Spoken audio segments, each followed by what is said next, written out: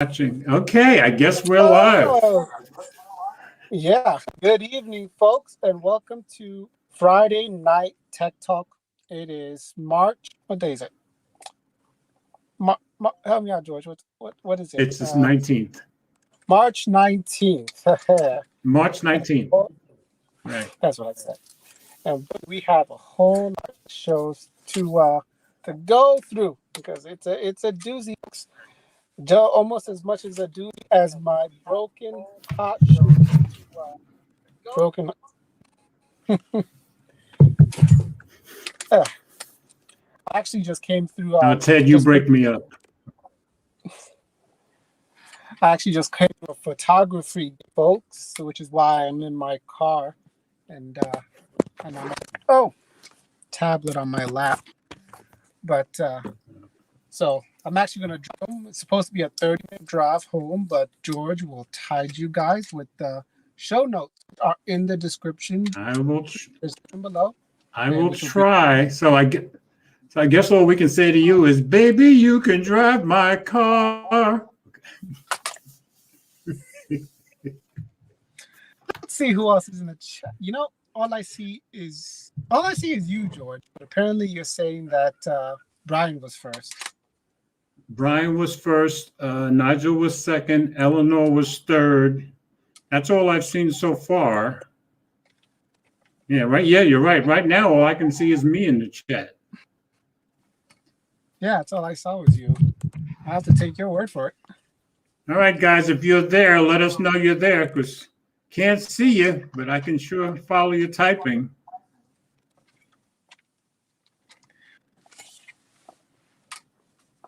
So don't be hiding out on us, folks. Oh, God, I don't know if this Friday is good or bad yet. My Friday was very good, so I can't complain. I'll have to see if the client likes it. Shit. What did you say? Your Friday was there what? My Friday was very good. No, that's good.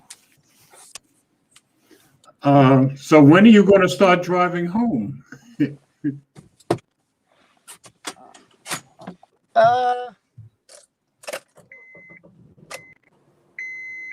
I've got Manhattan. I've got Manhattan running behind me, so you're seeing all different parts of Manhattan.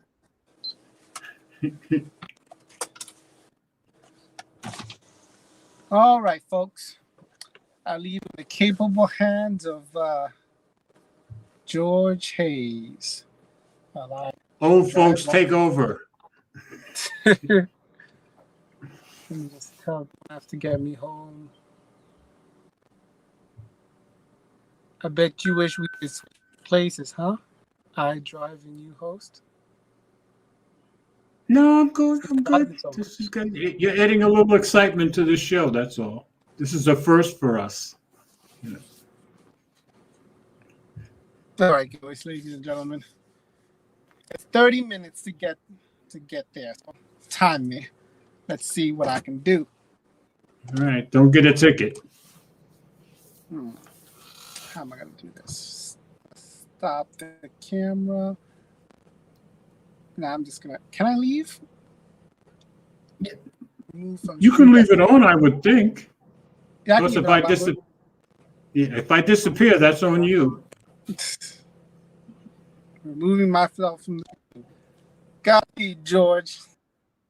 Okay, there you go, folks. Now you got me. And what you're seeing in the background is all different parts of Manhattan. So I just threw that up there tonight because I hadn't used it before, and I just thought it was kind of cool.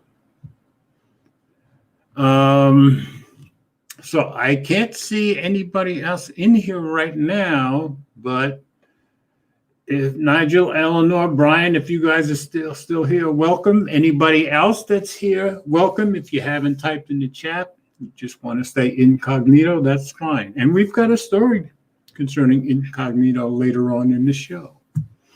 So while Ted's going home, I guess I'll try to throw up the first story. Now, keep in mind, Ted's show, it's Ted's stories. Hey, Eleanor. At least I know you're here.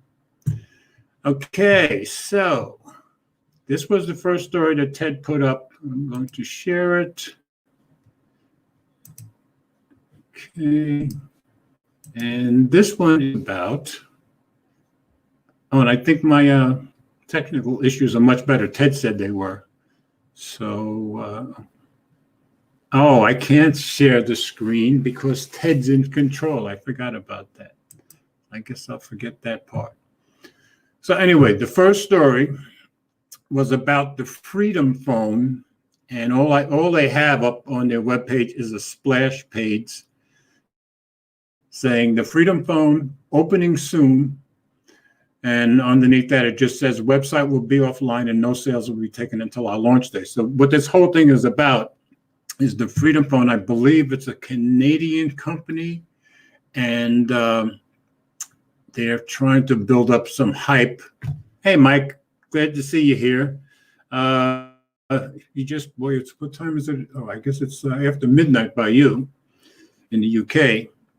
Anyway, if you missed it, Ted was in his car. He started the broadcast from his car, and now he's driving home. So I'm carrying things for the next half hour, as far as I know. But since Ted has control of the screen, I can't share the screen. But so I'll take you through what I can.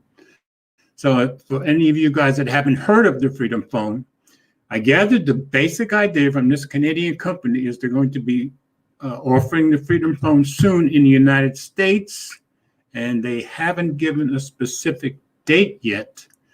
But Ted had put out this one story, which is just a splash screen for the Freedom Phone. But I found a couple of other stories. So let me go see if I can find those, which will explain the Freedom Phone to you a little bit.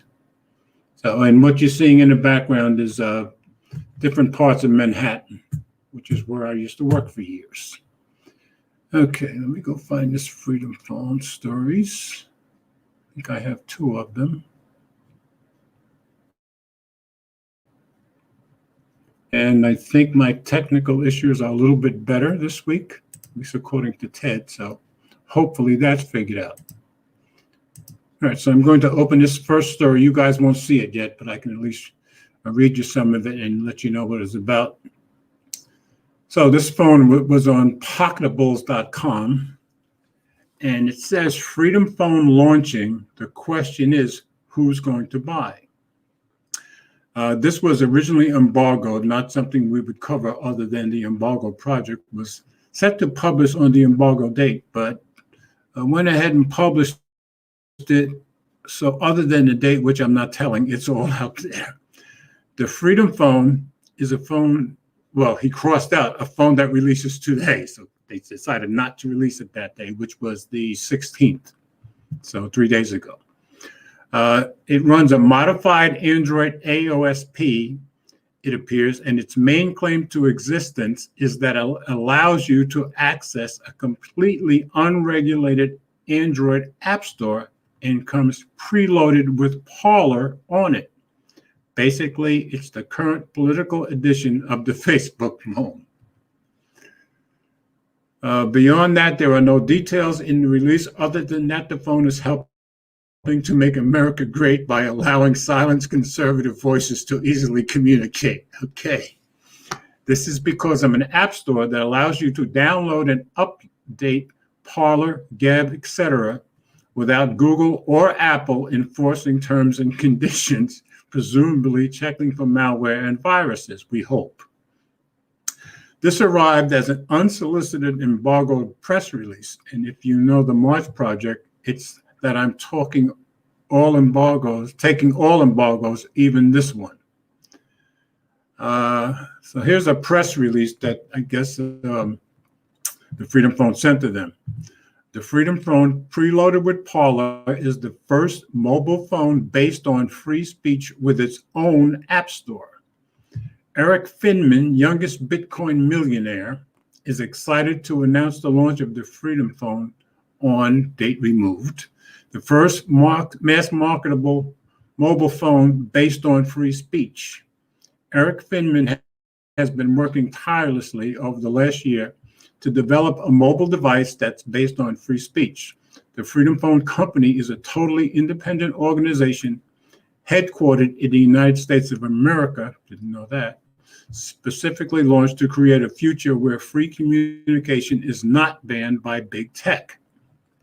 The main feature of the phone is that it includes the Freedom OS App Store, an app store that is free from censorship. Parler, Gab, and any other app, banned or unbanned, can submit their app to our app store, knowing that they are free from suppression. So I guess they'll take from anybody, which is good, I guess. Preloaded apps and sites will be right on your home screen when you turn on the phone. Of course, you have the option to remove them as you please. That's good to know. But the Freedom Phone Company is encouraging a great split away from left-wing big tech companies that were made on free speech and now have betrayed the American people. Wow, that's heavy duty. Freedom OS is an independent mobile operating system that has all the same features and Android apps as your normal phone, but doesn't spy on you. And the OS allows the Freedom Phone to use its own separate, uncensored app store. The phone is not just helping to make America great, but it's also made as a great phone. Well, I guess we'll find out about that at some point. Eric Finman explains, this is a historical time, with people, apps, and even the President of the United States banned.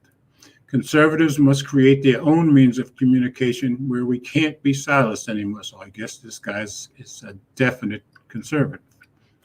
The Freedom Phone will remake the entire political landscape by giving an unfiltered means of communication that we haven't seen since the 2015-16 election cycle that got President Trump elected into office. The Freedom Phone is bringing back free speech, this time forever. We'll see. So I guess we have to judge when they get it out, will they let left-leaning apps come on the phone too? According to what they're saying here, I guess they will, but we'll have to wait and see.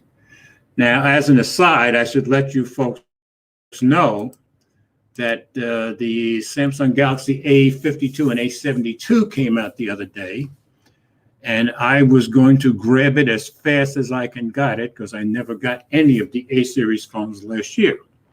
But neither the A52 or A72 are available in the US yet. So when Ted sent this story over, I just was kind of intrigued with this Freedom Phone. And I'm probably going to buy that phone when it is released just to see what it's all about and show you guys what it's all about. So let me take a look at the comments real quick. All right, so now I see Gary's in here. Welcome, brother. And now I can see Eleanor is in here. Mike stayed up late in England. He's in here. And Gary's in here. Let's see. Now, of course, I can't display the comments on the screen. Only Ted can do that because he's in control tonight.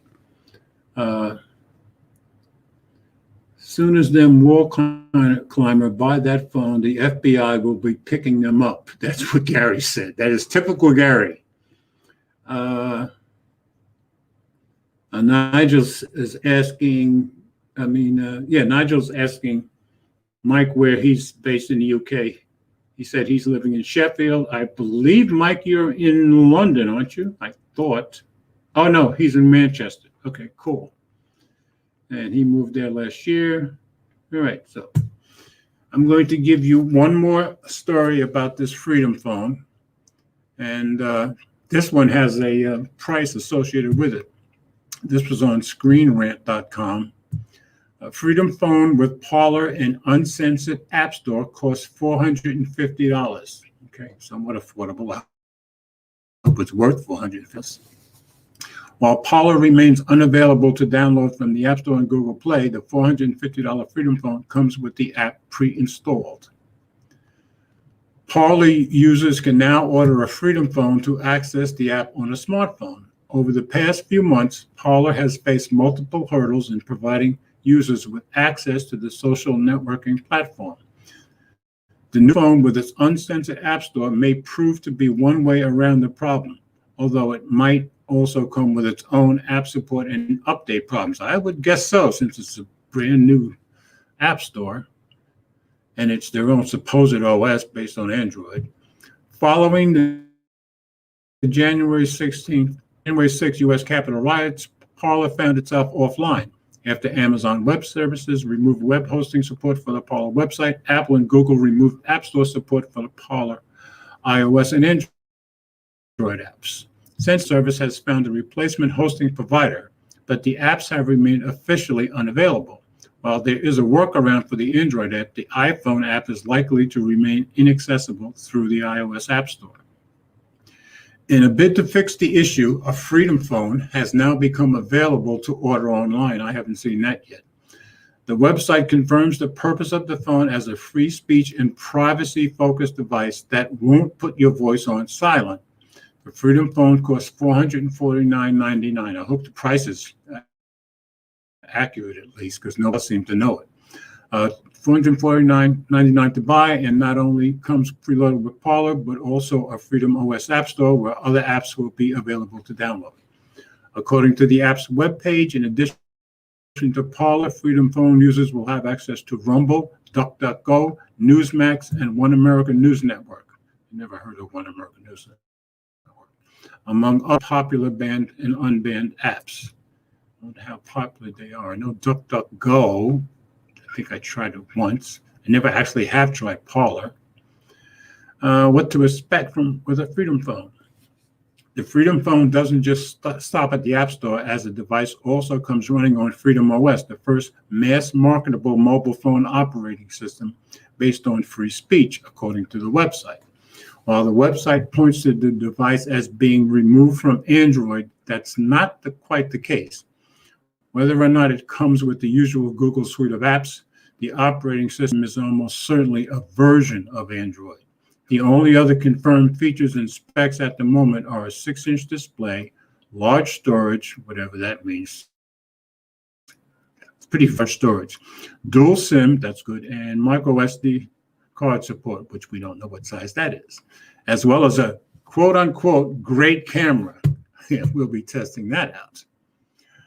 Although this version of Android might not come with as many restrictions as other devices, those additional restrictions are also what typically allows an Android phone to carry not just the Google Play Store, but the rest of Google's apps in general. Due to this, while buyers might end up with access to Parler, they could end up losing out on many other apps they would need access to on the same device. Yeah, I wonder if you'll be able to use Gmail. Not to mention, it remains unclear what security and update protections are in place, and that's something of a buyer of any Android phone should be aware of before placing an order. Yeah, and that's going to be the key. We don't know what kind of protections and security this phone is going to have, but I'll be the guinea pig whenever I can get my hands on it. So that's the two stories I had backing up the Freedom Phone. So I don't know what you guys think about it, but I think just out of flat curiosity, and of course me being a primarily phone YouTuber, I think I need to pick up this phone whenever it's available. So let's see what's going on in the comments. Nothing new. Okay. And Mike and Nigel are still talking. Okay, so Mike said they moved from the Philippines. But from the Philippines to Britain, he said it's quite a change of weather. I can understand that. All right, let me go on to the next story. Oh, I see. I feel bad going on to the next story because it has to do with Leica cameras. And of course, we all know here, Ted is the camera expert, even if he does break his equipment while he's out. I hope you're listening, Ted. Let me see if there's something else I can jump to, and we'll let Ted come on with that story. Of course, as always, guys, you can see all the stories on my webpage, which is mobilegeezer.wordpress.com, and it's going to be the first story up there. So you can click along with me, especially since I can't share the screens at the moment. Let's see. Okay, I'm going to just pick this story because I think it's general story for all of us. Okay, so I'm sure most of you guys have heard about the Google getting caught snatching data while we're in incognito mode on Chrome. So this is an Ars Technica story.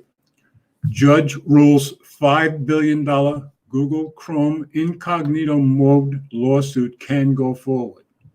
Lawsuit contends that private browsing mode should block Google's web tracking. I agree completely. U.S. District Judge Lucy Koh has ruled that a class action lawsuit against Google's incognito tracking policies can go forward, Bloomberg reports. The lawsuit contends that Chrome's private browsing incognito mode should also stop Google's server-side tracking, and that Google's failure to cease such tracking violates federal wiretap laws. Whether it does or doesn't, I think Google's wrong here. The lawsuit seeks at least $5 billion or $500,000 per violation for likely millions of users. Google attempted to get the lawsuit thrown out on the basis of Chrome's incognito explainer, a message that shows every time you start up incognito mode and explains that your activity might still be visible to websites you visit. This was not enough for the judge, however.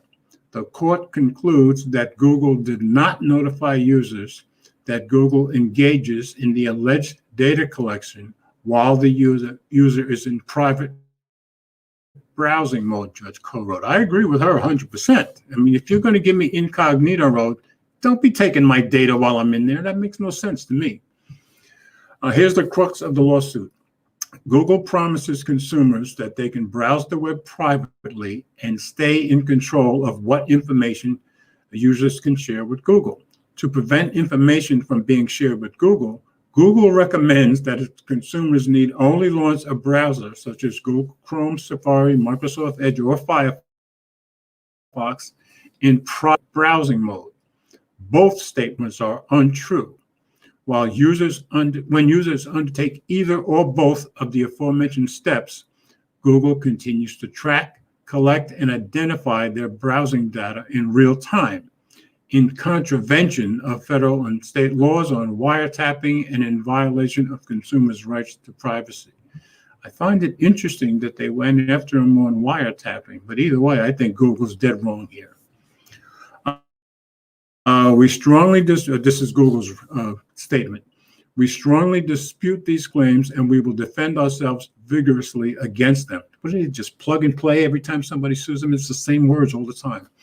A Google spokesperson told Bloomberg after the ruling, incognito mode in Chrome gives you the choice to browse the internet without your activity being saved to your browser or device, as we clearly state each time you open a new incognito tab. Websites might be able to collect information about your browsing activity during your session. Well, they shouldn't be if you're in incognito, in my opinion. Okay, incognito mode doesn't use your existing cookie store, and at the end of the session, dumps any cookies, history, and autofill data that were generated. That's it. It doesn't change the way websites work. If the message on the incognito new tab page isn't enough for you, it also links to a learn more page. Yeah, who's going to click on that? That graphically spells out the details in several paragraphs. Whether that's enough for Google to dodge this lawsuit is something the company will have to hash out in court. Yeah, I agree with the complaint here. I think Google has no business collecting your data when you're in incognito mode. So I hope they have to pay this time. And let's see, am I getting any new? Okay. Gary says the lawsuit is a joke.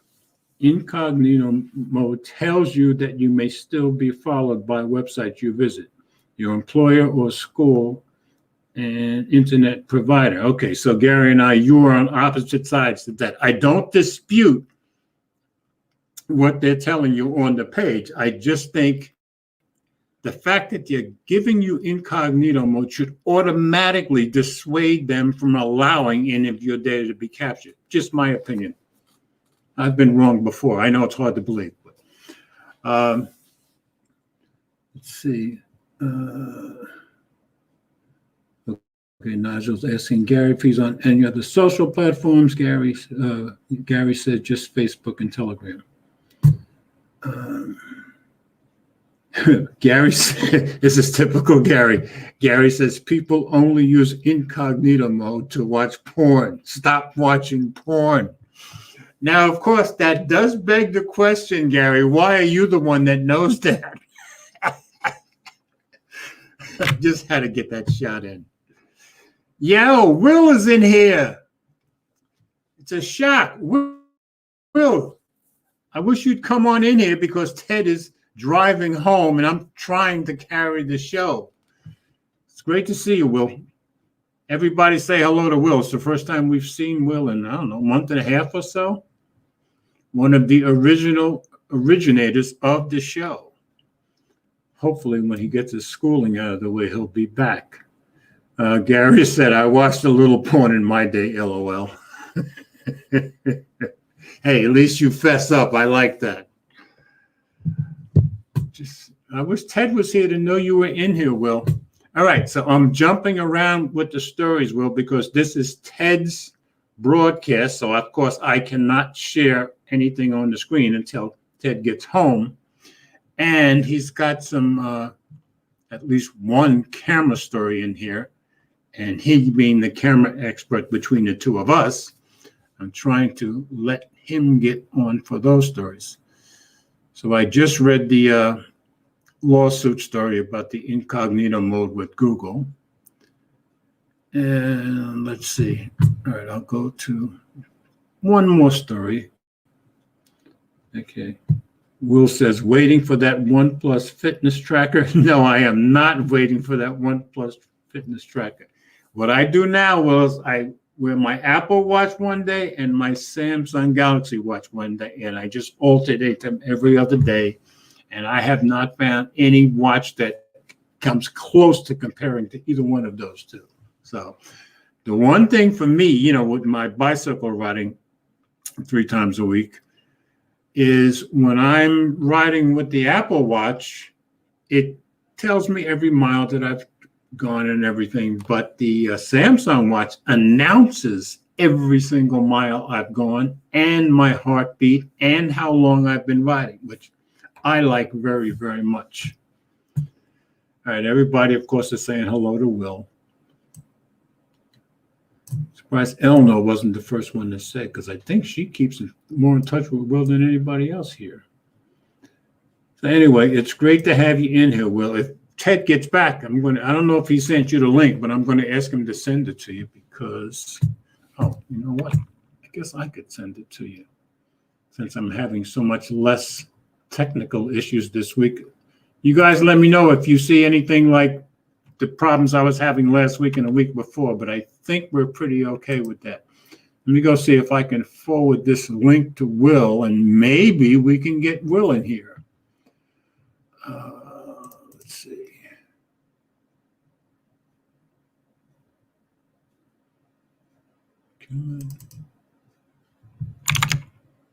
I've got too many windows open. I can see that. Okay, here we go. Bear with us, folks. This is better than the problems I had. You missed my big saxophone solo 2 weeks ago, Will. Renz shamed me into it after asking me for a month. I mentioned a month and a half ago that I could play Grover Washington Jr.'s Wine Light, and I don't know if he didn't believe me, but he bugged me for 4 weeks to play it. So I actually played it live a week ago, 2 weeks ago.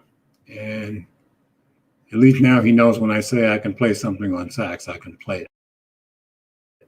All right, I'm going with this link to you, Will, and maybe you'll jump in for me. Okay. See, that's why every week when I'm broadcasting, Will, I always send you the link. I don't know if Ted does or not. But anyway, I just sent you the link. Yeah, that was me on the sax. Now, but here's what happened, Will. I hadn't touched the sax for over 4 years.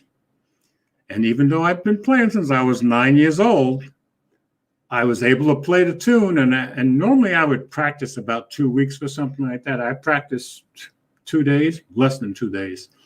And because my lip isn't used to it anymore, my lip was cut for like 3 days after that. So I sacrificed for Renz. Okay, the next story. Did I pull it up? Let's see. Another window open that I don't need. All right, let me pull up this next story. Well, if you get the link, jump in there, and I'm sure as soon as Ted gets home, he'll pull you in. So meanwhile, I'll bring you up one more story.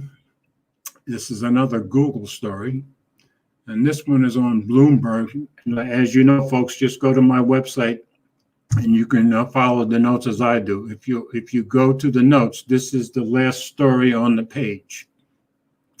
Google is taking away the cookies and plans to FOC, flock us all instead. Let's see. Hello, everyone. Google recently announced what looks like a major improvement in digital privacy, but mostly it's more of the same. Ads targeted based on our online activity. Here's the big change. Google currently uses third-party cookies to make more relevant ads. The company is doing away with that in favor of a new system called Federated Learning of Cohorts, or FLOC. Right now, cookies collect information from your browser as you interact online. They are the technical underpinnings that pay for the web, but they've also become the poster child of an internet economy that scoops up massive amounts of information about us in ways most people don't understand. That's very true. The problem and power of cookies is that they help advertisers target so precisely that when you go online, there's a unique identifier just for you there, that's for sure. It's one-to-one marketing. Google's Flock replaces these individual identifiers with a system that puts users into groups or cohorts. I don't know if I like being called a cohort, based on common interest. The company's Chrome browser will track sites visited, the content there, and other information, but that data will be kept on users' devices. Only the information about the larger groups will be shared for advertisers. So it sounds like just more of a group targeting rather than an individual targeting. At least that's my impression. The company will try to avoid sensitive categories such as race and sexuality. Yeah, good luck with that in today's environment.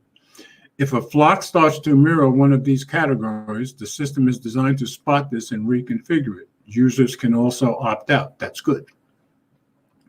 Still, not everyone loves Flock. The proposal has been roundly criticized by privacy advocates, many in the digital ad industry, and even some on Wall Street.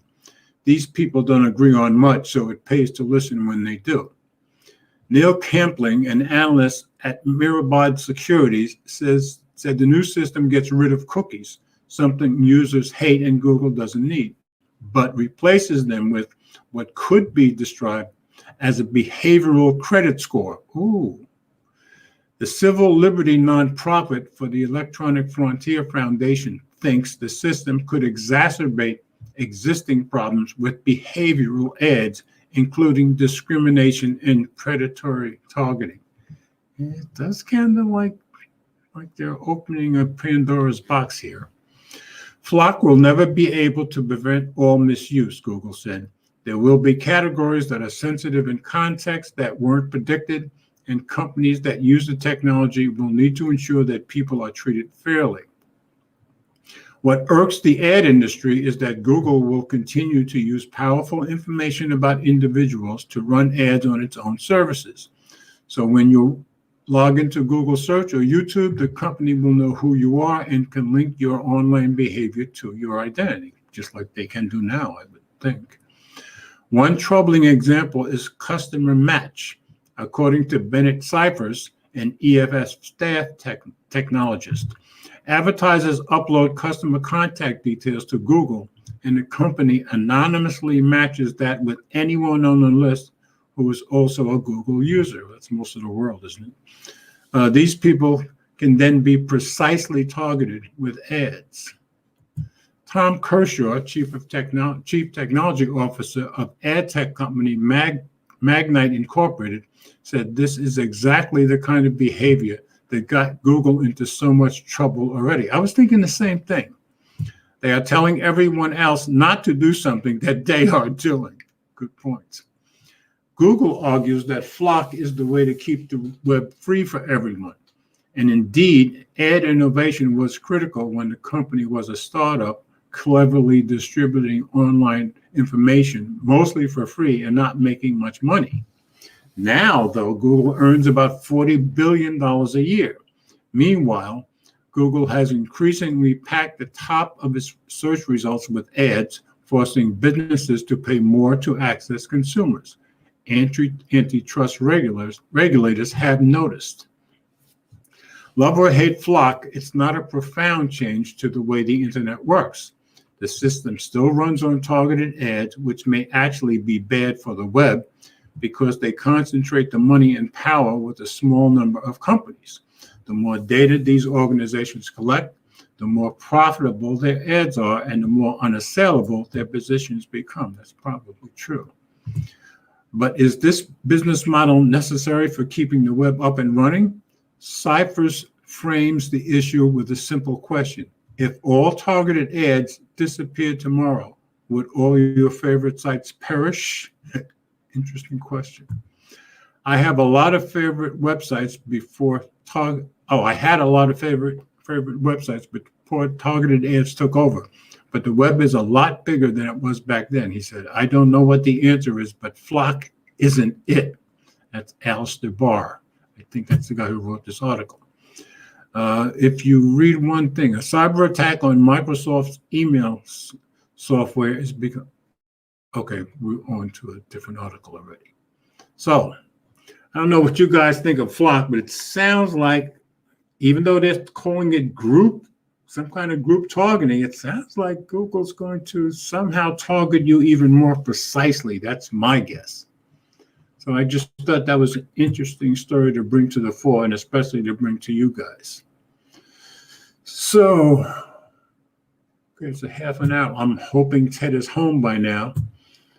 Oh, Will, you probably know. You're seeing all kinds of background videos of New York City, all around New York City. Most of the places I've spent a lot of time at over the years, even though I haven't been in Manhattan in quite a while. And the thing is, Eleanor and I were both raised in a county in New Jersey looking directly at 42nd Street. So I spent a lot of my working life in New York, and of course, a heck of a lot of my free time in New York. I just thought it'd be cool to put that video in the background. So no Ted as yet. All right, I've done the last two stories on tonight's notes. So I'm trying to see what else I can. I'm sorry if this is uninteresting for you guys. Should I sing to you? Yeah, I'm not getting out the sax, that's for sure. So we still have a bunch of stories, but I was trying to let Ted get in here. Anything interesting in the comments here?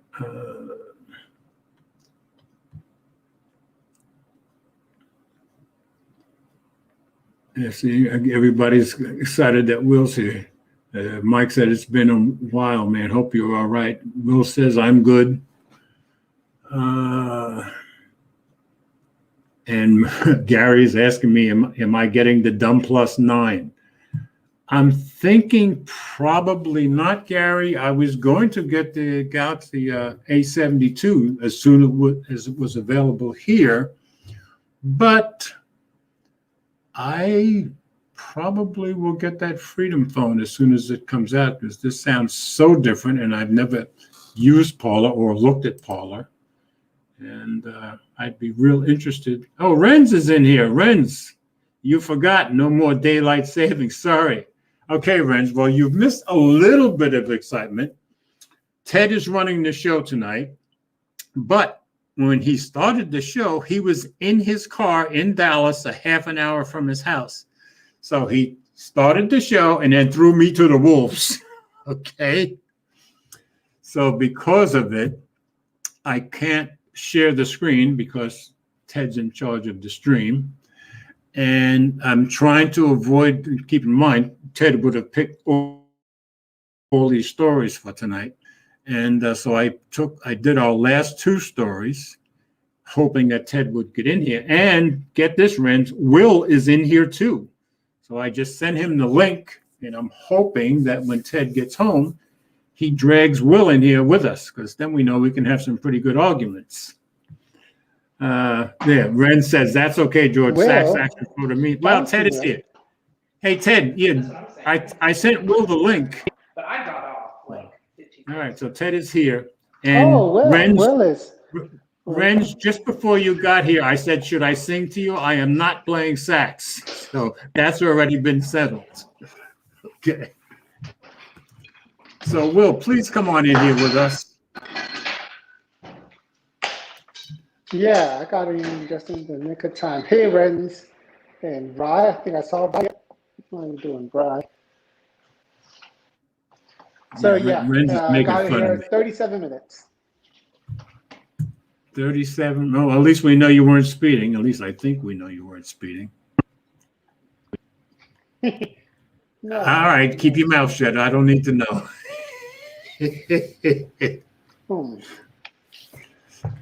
What are you eating? Pickle? It's really strong cheese. Oh, it's cheese. Well, now you've turned this. Now you've turned this into a cheesy show. You see what you did?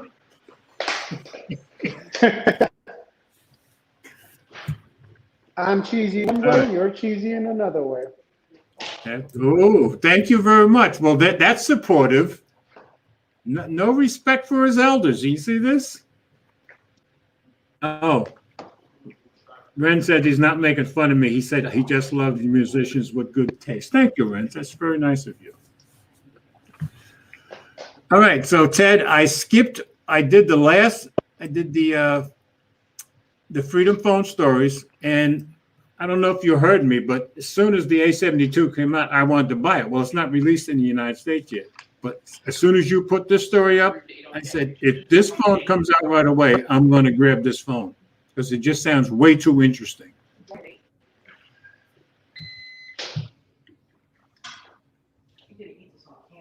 Are you hearing me? Sorry. You said, I'm hearing you. Just some background noise. Okay. The whole thing. Well, anyway, I'm probably going to grab this Freedom Phone as soon as it comes out. Oh, I thought you were talking about an A72 phone. And I'll probably grab the A72 as soon as that comes out also. I am not going to miss out on the A series 2 years in a row. You have a Galaxy Ultra that came out this year, George. Yeah, Renz is saying wait for the A52. Really looks like the S21 Ultra. Yeah, and I've even seen some articles that said it's for less than half the price, it's pretty close.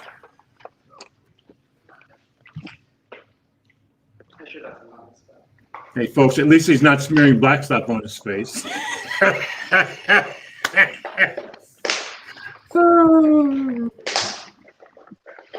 Yeah, Nigel, Ted, do you see Nigel's last comment? Nigel has been on a buying spree and a half. I'm currently bidding. Yeah, you can display it on screen. I can't. If I was him, I would bid on the first. Oh, I'm sorry. If I was him, I would bid for the first mate, the one that can still accept, Google Play services. Oh, and Google, Nigel did manage to get Google Play services on his Huawei phone this week. Oh, in that case, yes, it doesn't matter. Yeah, I don't know what his workaround was, but I guess determination won out. Yes, this is a meal courtesy of Cafe Ismar, the #1 choice for Mediterranean cuisine in the Dallas metropolitan area. Vegetarian. Okay. what we got. One thing I'll say about Dallas, it has some great taco and has all kinds of Tex-Mex places and stuff. And every one I've had it has been really good. Mm. All right, so Yeah. you're in charge now. So Food I is left- actually okay. I left a Leica story for you because I didn't feel right about you not doing it. Nothing from Will yet? Nope. Okay. Yeah, that was the sponsor, Ren's. Actually, George, you're gonna have to help me out with sharing the stories because I'm on my iPad. Oh, that's no problem. Okay. Wait, I'm pulling it up Thanks. now. Mm. And I'm going to share Thank you screen. so much. And of course, I couldn't share screen before because you're in charge of that. No. Oh boy. Ooh, Okay, yeah. it's shared whenever you're ready. Look at this food. Good. Wow. Eating good in the neighborhood, aren't we? Eating good. Oh, babe, how many falafels was this? These are good. She left me one falafel at least. Okay, so She's spoiling you. these falafels. She spoiled me with one. There was four, and there was one. All right, don't get Okay. food grease on your tech, brother. All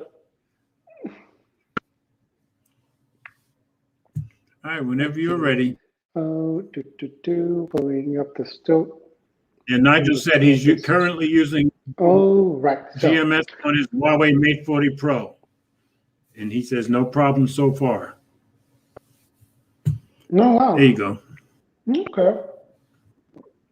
Have you guys seen the story of NKBHD's video on the Mate Fold 2, the Mate X2? I didn't get to watch it yet. So what was his overall verdict? Yeah, excellent hardware. You know, he really feels like, Huawei's got this folding thing down slowly but Okay. surely. An iteration by iteration, at least. So I guess folding it in rather one than thing, out yeah. was the way to go. But he liked how, because on the Z Fold 2, it has the cameras of the Galaxy S20, not the Okay. Note 20 Ultra, which has the best cameras out of the Galaxy phones. Right. Well, this has the best cameras now. On Huawei's, yeah, that has the best cameras now. Yeah. But on the Huawei phone, on the Huawei X2, that has the best cameras Huawei puts out on a phone. So Okay. no trade-off there, at least. Well, hey, Huawei's always been able to give Apple and Samsung a run. Yeah, to the hardware. And then for the front of the screen, like the way Samsung does it, is more like a phone. Right. And they don't, and when you fold it open, it doesn't it's just complete screen. They don't put like a notch, or they don't bother with the camera there. Oh, okay, gotcha. So You you should buy me one. So, at least Nigel should after he's done with it. When he gets the new one. Yeah, $3,000. But anyway, because $3,000, I think it's you know what that makes it $500 more expensive than the Xperia Pro. Yeah, that's right. I forgot about that. That's true.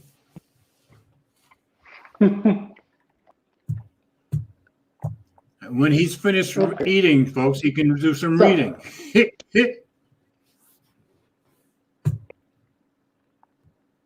All right. Good night, Bri.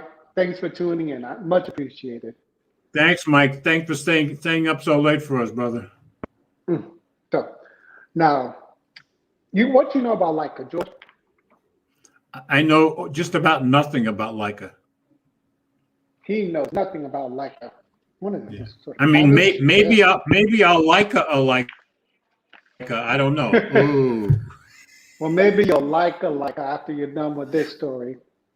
So, Leica, It's a world-renowned camera brand. Its main stickling point is that they have terrific lenses, beautiful camera bodies, and the most expensive camera prices. Good.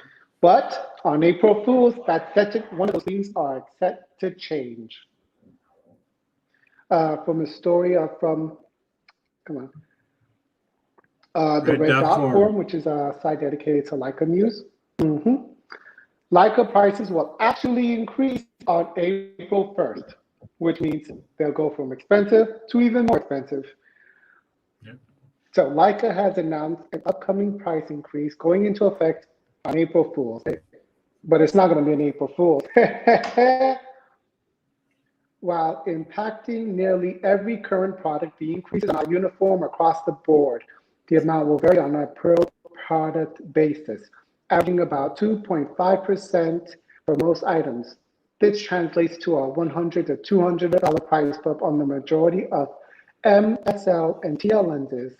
Some items will see a larger jump, unfortunately, like the SL2 and the Q2, which are going up $600 and $500 respectively. Oof. Wow. This makes sense since both cameras were exempted previously from multiple rounds of increases.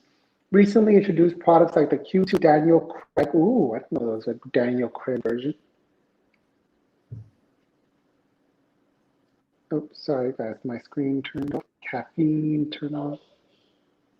Greg Williams APO Summicron SL25F2 and the APO Summicron M35 will not see any increases as pricing was adjusted prior to market release.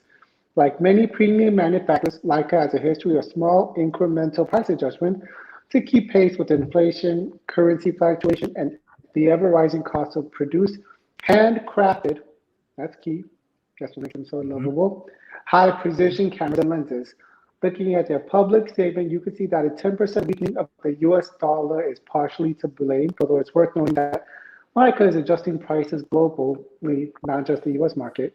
The good news is that Leica is giving everyone a couple of weeks notice here. If you're interested in purchasing at the current pricing, you can do so while supplies last. The local Leica store in Miami will honor pre-increased pricing up until March 31st. Below is a breakdown on the affected serialized products. Yeah, and then if you scroll further down, you can see those Look at those prices. Leica M10R. I know. Yeah, I was thinking about getting a Leica Q2, which was kind of hard for me to afford at $5,000, but with a $500 increase, I don't know. Yeah. Okay, so I see the Q here. Okay.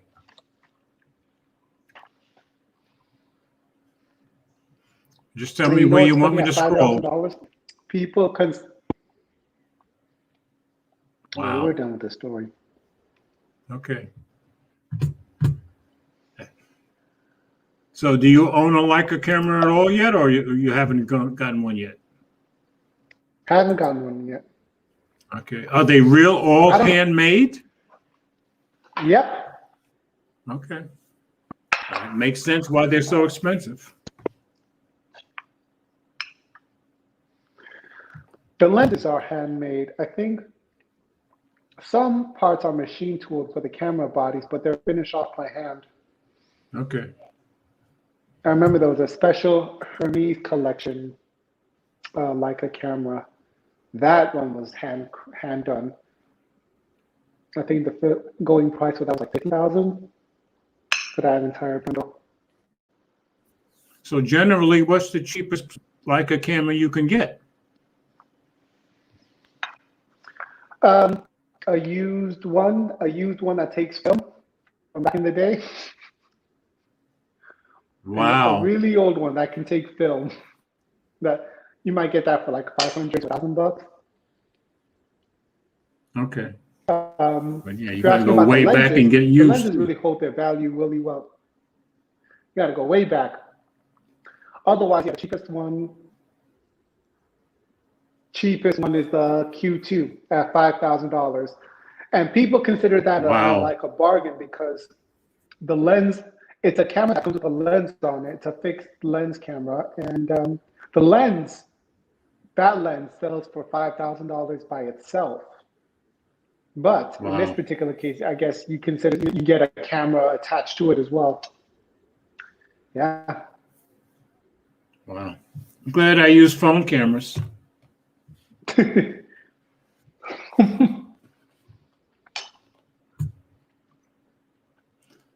All right, we ready for the next story? Yep. All right, I got it pulled up.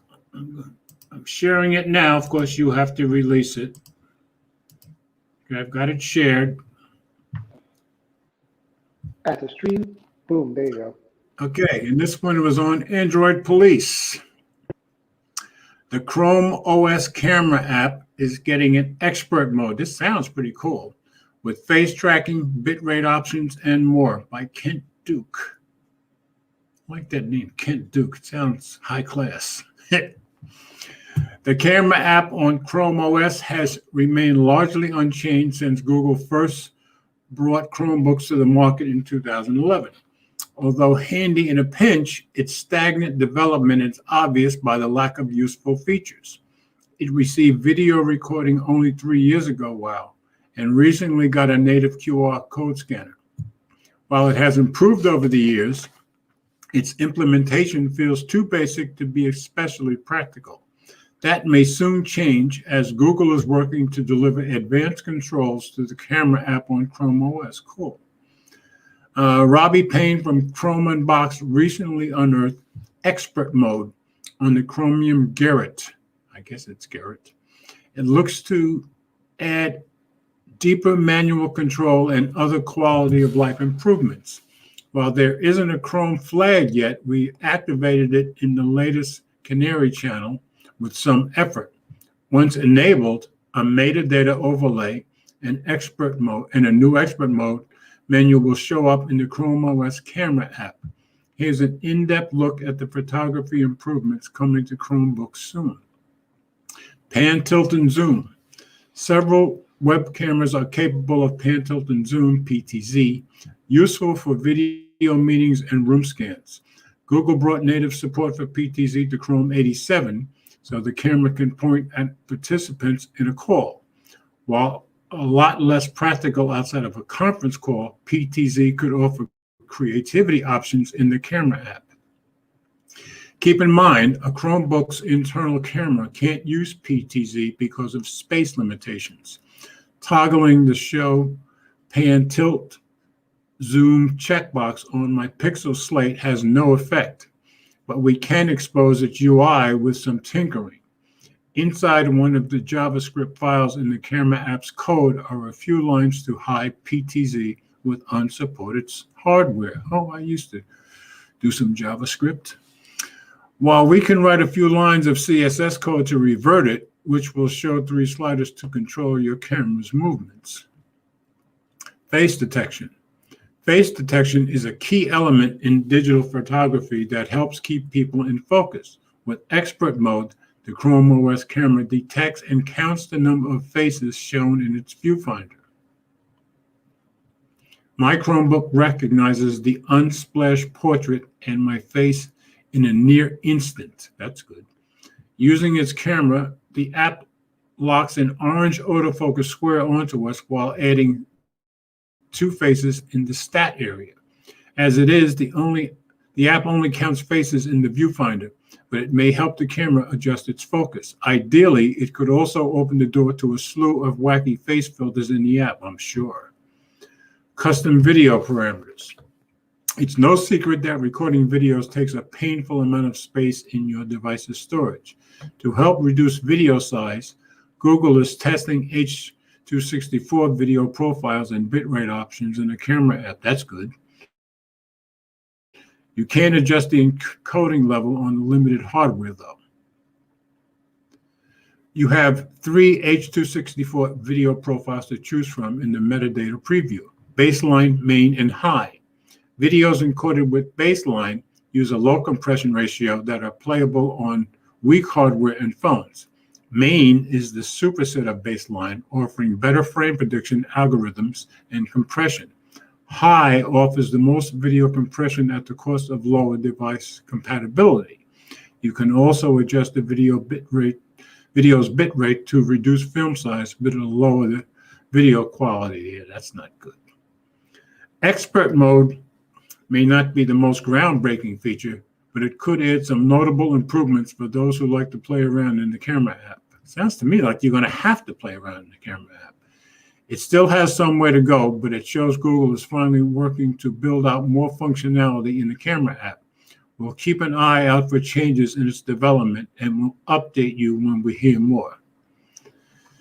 So to me, it sounds generally like, okay, Google is showing some care, but it sounds like it's still going to kind of not be the greatest thing going, but I guess it's a step in the right direction. Now, of course, you're more of a camera guy than I am. Is that how it sounds to you? I think it's just a pointless move. Like, expert camera controls. Would you want expert camera controls on a webcam? I don't, but somebody might. Yeah, That's why I buy Logitech I think the C920, so I don't have to deal with that stuff. Yeah. I don't know. I'm terrified of people now just, taking this and run with, those type of people that like to, record stuff or shoot stuff on their tablets. Yeah. Now they can do it on a Chromebook. Oh, yeah, that's true. I don't like it. See. Yeah. I'm just taking a quick look at the comments. Okay. This guy wants to know where Foam Jerome has been. Yep. No, Foam Jerome has been busy. He I think he just buried himself in work. He still does his fasting channel. Yeah, but he has time to do his, fasting channel. So right. Go visit him there.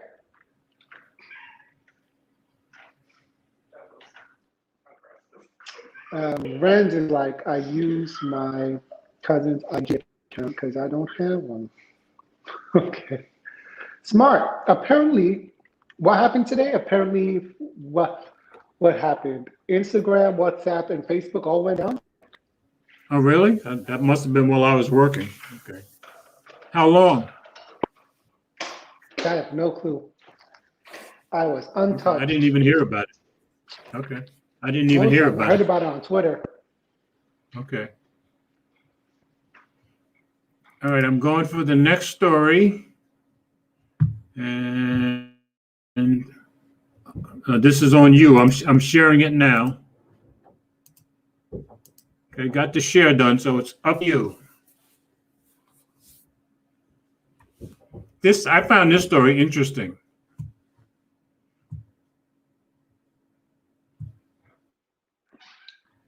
All right, you're reading this one, right?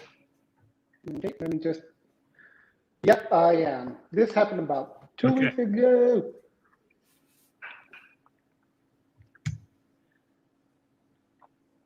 Okay, ladies and gentlemen.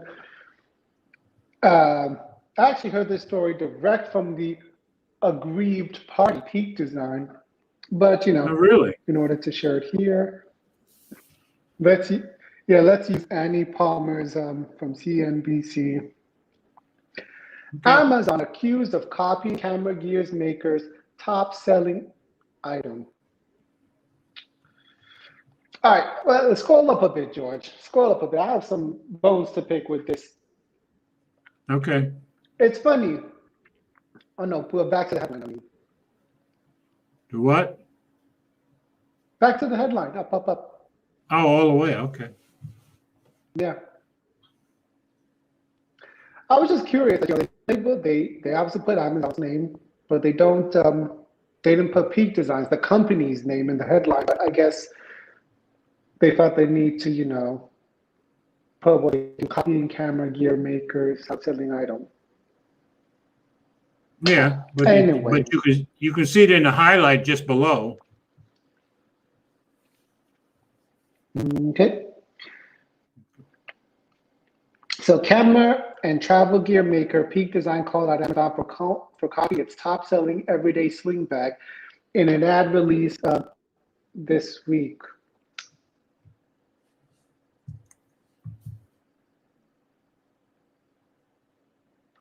Just tell me where we're going. Peak Design has been selling everyday sling since 2017, while Amazon's private label business released a strikingly similar product last October called the Amazon Basics Everyday Sling.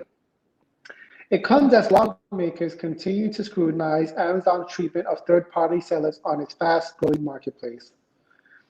And this is true, actually. I forgot this House of Representatives. She was a lovely tanned woman. Maybe she was a senator. But she was basically saying that Amazon has a propensity of copying the most popular product that a seller sells on their website and then making an Amazon Basics brand. And looks like it happened again. Yeah, they mentioned that in this article, So Peter Derry, CEO of San Francisco-based Peak Design, said his company's Everyday Sling, fantastic line, by the way. Version 2, I like version 2. Their version 2 bags are fantastic. Bag became a target for Amazon to copy after it was the top-selling premium camera bag on the site by a long shot. Camera gear maker Peak Design accused Amazon this week of copying one of its products. What they copied was the 5-liter bag, sling bag. They copied version 1, not version 2. Peak Design has been selling an everyday sling bag on its site since 2017. Last October, an item with a strikingly similar design and available for 1/3 the price popped up on Amazon. Peter Derry said that it feels like somewhere in Amazon there's a bell that goes off, which says, okay, this one's going to be worth our time to go make the knockoff, Derry said in an interview. And that's what finally happened to us. Derry decided to go public with his concerns. On Wednesday, Peak Design released an ad titled A Tale of Two Slings, Peak Design and Amazon Basics. Wish I could share that story somehow with you guys. Yeah, that ad is pretty good. I watched it. Yep, definitely go watch it, guys. On the story. Peak Design is in the first company to question how the retail giant comes up with its own products. Allbirds CEO Joe Zwillinger in 2019 called out Amazon for releasing a knit shoe with striking resemblance to its own product. More recently, a Wall Street Journal investigation last April found that Amazon uses data from third-party sellers to develop its private label goods. The issue was also criticized at length in the House of Judiciary Antitrust Subcommittee sweeping 400-page report released last October, which examined Amazon, Apple, Google, and Facebook's business practices. Amazon private label business has grown steadily since it was launched in 2007. For many years, the company has offered a range of private label goods from phone chargers to microwave to T-shirts to light stands, which I use right now. I have to use for my gig. The company has at least 111 private label brands that offer 22,617 products according to Coresight Research. That's still a drop in the bucket compared to the rest of Amazon's broader marketplace, which offers millions of products. While private label brands make up a fraction of Amazon's overall business, seller and brands like Peak Design say they're frustrated that they forced to compete with Amazon's private label lines, especially when it comes to pricing. Peak Design is accusing Amazon of knocking off its Everyday Sling, which first launched in 2017. The Peak Design Everyday Sling is priced at $99, while the Amazon Basics Everyday Sling costs $35. Actually, because it's a version 1 bag, you can actually find the version 1 Everyday Sling that Amazon copied for around $50 to $45 on their website, and it's certified refurbished. Now, to me, I think the Peak Design bag looks better to my eye. Yeah, the version 1 Peak, yeah, by a long shot. Hey, what's up, Dish? Dish9, how you doing? Hey, Fish. Glad you're here. No. So Amazon in October 2020 launched an Everyday Sling that Peak Design says bears striking similarity to its own product. Certainly, a percentage of buyers that were looking at the design everyday sling saw the Amazon one next to it because they advertise heavily around it. Not you. I don't know where you are anymore. And so a customer is going to have that choice. No,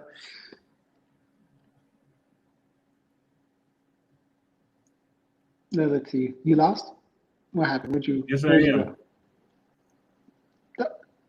Stop. There you go. Right there, where it says that, so a customer is going to have that choice. Oh. Okay. You see it? Yeah, got it. Now, it's common for grocery stores and department stores to develop their own brands and promote them to customers. Some brands say what sets Amazon's behavior apart from other retailers is its ability to collect detailed historical data from activity across platforms that it can use to its advantage. Although, can't the retailer store do the same thing? Yeah, and Walmart does the same thing too.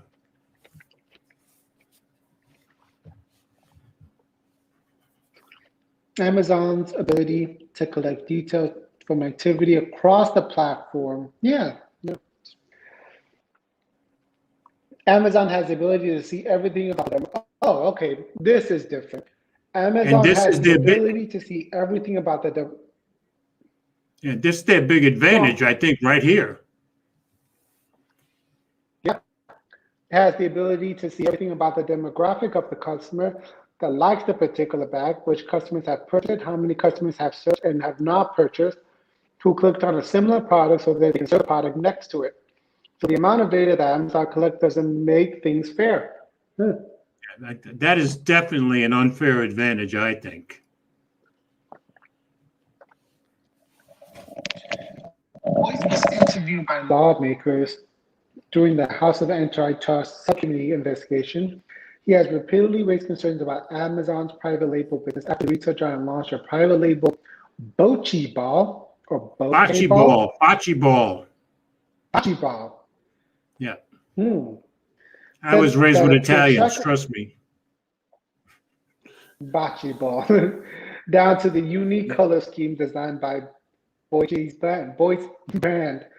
Amazon has previously contended that it has no incentive to abuse the third-party sellers' trust because third-party sales account for more than half of the company's overall sales, surpassing its own first-party business.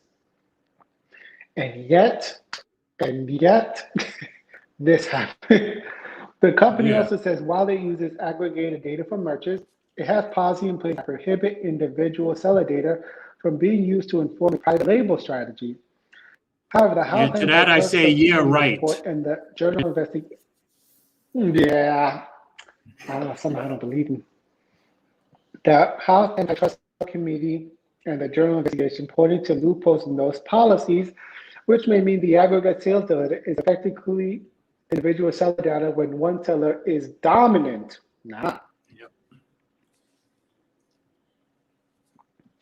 Sellers and brands like Key Design are growing more emboldened to take public swipes at Amazon for what they believe are tactics putting pressure on their business. Daring said he considers Amazon basis lookalike seem to be infringing upon Pink Design's patented design for its everyday sling. The company weighed filing a lawsuit, but ultimately decided to release a short ad in the hope that it would spark a public conversation about Amazon's flipping copycatting. I thought it was the perfect middle finger. I'm having a lot of fun with it. I would never have fun with a lawsuit. Because that's Amazon's way of having fun. I'd rather make money than have fun. That's just me, though. Anyway, yeah, I think Amazon is taking extreme advantage here. I agree. Yeah, I saw people's reviews of that bag, especially Kitty Atola's. That bag is hot. The Amazon Basics bag is hot ass. Okay. And what's funny is all cards on the table, I actually bought a knockoff version of that everyday sling bag. Not from Amazon. Oh, really? I bought it last year. Yeah, I bought it last year from AliExpress, where you would have to go. Usually when you find a knockoff, you have to go to a Chinese site. That's true. Did you see the comment that Deesh And I made? think I paid like, 35.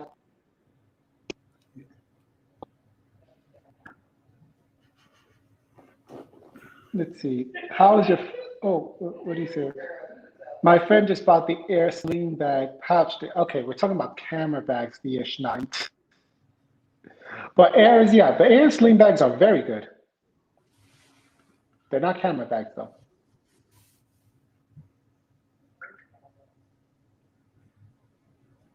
And Brian is like, See what they Brian don't said? deserve. You don't do that to the Yeah, richest man in the world. Second richest. Oh no, wait. Who's No, I richest think now? he Is took it over again. Elon? Yeah, I think he took over back from Elon, I think. And these two guys don't like each This is, other one bit. Which Oh, there you one? go. Yeah, that's the sling. That's the Air Elon Sling and Bag. Bezos, they don't like each other one bit. Why is that?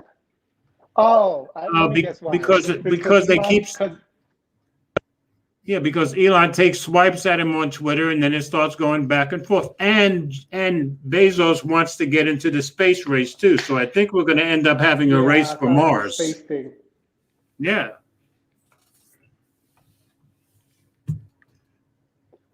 Let's see.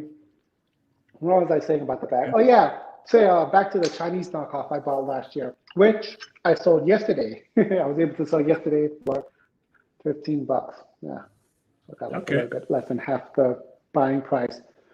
I actually sold it on Mercari a few months ago, but the guy didn't read the description, and he's like, "Oh no, this isn't a real pig design bag." I was like, "Yeah, I said in the description, buddy. I said it was a pig design clone, caps lock." But he still did he got send it it? back Did to me. he send it back? Okay. Okay. Yeah, he sent it back, so I had to sell it on OfferUp. Okay. And but back to the bag.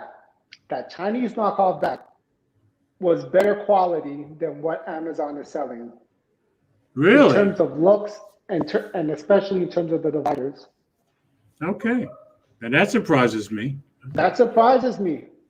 I Yeah. mean, I guess, a Chinese knockoff site will have more experience doing this stuff, but I never thought, Nigel said he's seeing a blurry image. I'm seeing clear as a bell here. So I'm thinking that may be on Nigel's end. All right, I'm sharing now. Okay. All right, I've got it shared when you're ready. Oh yeah, all this watching stuff. Good thing you're taking over this story. Okay. All right, this is on The Verge. We finally got our first Verge story. Okay. All right. Amazon withholds its ebooks from libraries because it prefers you pay instead. Amazon's publishing arm has refused to sell digital books to libraries. Oh, just so you know, even though I was against them on the other story, I am with Amazon on this one. Just my thought. Amazon is withholding ebook and audiobook versions of its works it publishes through its in-house publishing arms from U.S. libraries, according to a new report from the Washington Post. And I give them credit for having the Washington Post have this story, since Bezos owns both. In fact, Amazon is the only major publisher that's doing this, the report states. It's doing so because the company thinks the terms involved with selling digital versions of books to libraries, which in turn make them available to local residents for free through ebook lending platforms like Libby, are unfavorable. I agree with Amazon 100% on that. It's not clear to us that current digital library lending models fairly balance the interests of authors and library patrons. I agree. Michaela Bruder, the global marketing chief at Amazon Publishing, told the Washington Post's Jeffrey Fowler in an emailed statement. We see this as an opportunity to invent a new approach to help expand relationship and serve library patrons, while at the same time safeguarding author interests, including income and royalties. I agree with that too. At the heart of the issue is a debate over whether libraries, which often pay far higher than retail price for physical and ebook copies of books, ultimately harm publisher sales by letting people check out copies for free. I would think that would be obvious. In the age of multiple apps and widespread Kindle usage, browsing an ebook is now easier than ever. You need a library card and the Libby app, and you can then place holds and eventually check out ebooks that can be sent directly to your Kindle e-reader or app to access for a limited time. Yet publishers, not authors, decide the fate of a book's various distribution deals, and Amazon apparently does not want libraries lending its ebooks, at least not under whatever terms have been discussed. That means many of the authors the company has signed onto its publishing imprints, like Mindy Kaling, Trevor Noah, Andy Weir, and Michael Pollan, are available to read only if you pay the full retail price. That's true when those same authors have expressed support for libraries and free book lending, such as Pollan has to the point. That surprises me. Amazon is reportedly negotiating with a nonprofit, the Digital Public Library of America, to coordinate the selling of its ebooks to libraries, but the Post notes that the deal would not include any self-published works or Audible audiobooks. In making matters worse, Amazon is allegedly not negotiating and hasn't for years a serious deal with Overdrive, the maker of the Libby app that's used by many libraries around the country. Instead, Overdrive CEO Steve Potash tells the Post the company and Amazon have an ongoing dialogue in which Overdrive has communicated its willingness to innovate in an effort to support their business strategy. Amazon did not immediately respond to a request for comment. As Fowler notes in his report, 6 of the top 10 ebooks sold on Amazon, the dominant ebook platform in the US, were published by Amazon, making them ineligible for library loans because Amazon won't sell them. Amazon does sell physical copies of books it publishes to libraries when it's not running ebook exclusive promotions, Fowler notes, but the coronavirus pandemic has made Libby and ebook lending a vital source for those interested in borrowing books from the safety of their home. The ebook titles from Amazon Publishing are not available to libraries for lending at any price or any terms. By contrast, consumers may purchase all of these titles directly from Amazon, argued the nonprofit American Library Association in October 2019 as part of a congressional testimony detailing the dangers of publishers' tightening grip on library access. This is a particularly pernicious new form of the digital divide. The Amazon publishing books are available only to people who can afford to buy them, without the library alternative previously available to generations of Americans. Amazon's longstanding decision to prevent libraries from lending its ebooks underscores the company's immense influence in the world of bookselling and publishing. The company became the dominant online seller of books in the US many years ago, and it cemented that dominance with the Kindle line of e-readers and eventually a robust, multifaceted publishing platform for both professional writers and self-publishing authors that includes numerous imprints under the larger Amazon publishing umbrella. Amazon's power in the bookselling and publishing worlds has created a contentious relationship between the company and authors, traditional publishers, and various other links in the publishing chain, most notably when Amazon engaged in a high-profile and often bitter licensing negotiation with major book publishers, Hachette. Many of these disputes can be drawn back to arguments over the digital distribution of ebooks, specifically the thorny mess surrounding ebook pricing, royalties, and secondary distribution like lending and reselling or sharing.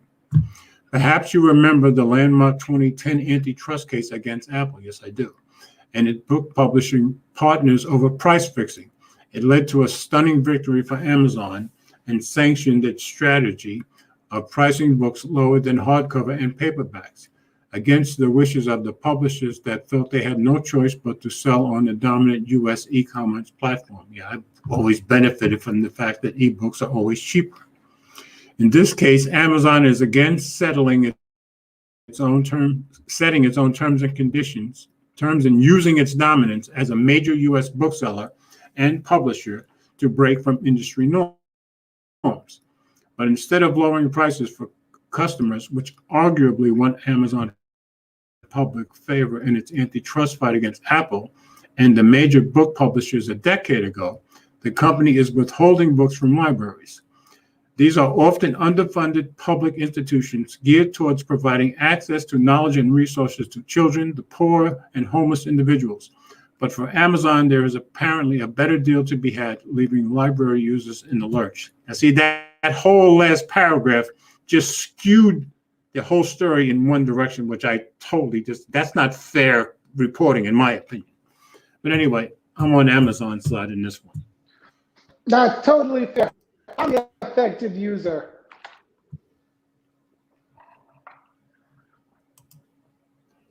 So which side are you taking? Overdrives. I'm on overdrives. Okay, we're on opposite sides this time.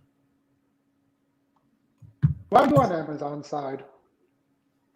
Because I think the amount of money they would lose by letting them loan them out for free is just too great, too much of an ask, in my opinion.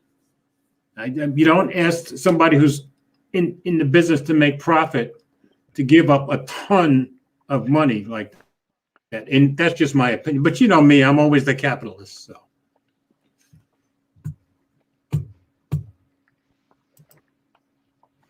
Is anybody saying anything in here? The benefit was that. Yeah, Brian. Oh, that's from, yeah. This kid's got a reference to Wikipedia for their. Well, you know, ebooks don't cost much, really, to the individual public. I mean, maybe for libraries they cost a lot, but for individual public, they don't cost much. They always cost less than hardcover books. So I don't buy that. They could be $15, $8, $7. Yeah, $15. Yeah, 15 to $20. The same book in hardcover will probably cost you $30, $35. True. Yeah, or you can get the book for free for 2 weeks. Read it, share it. The whole purpose of a library. And how much money has both Amazon and the writer lost? I don't know how much, but I know they've lost some money. But they're not losing money. They get money. Overdrive. No. A copy. They're going to lose money if they let them rent them out for free. I'm sorry. Not true. I don't think they'll lose that much. Because here's how it works. I think they'll lose some. I think it'll be somewhat substantial. That's my guess. Of course, we don't know. You know.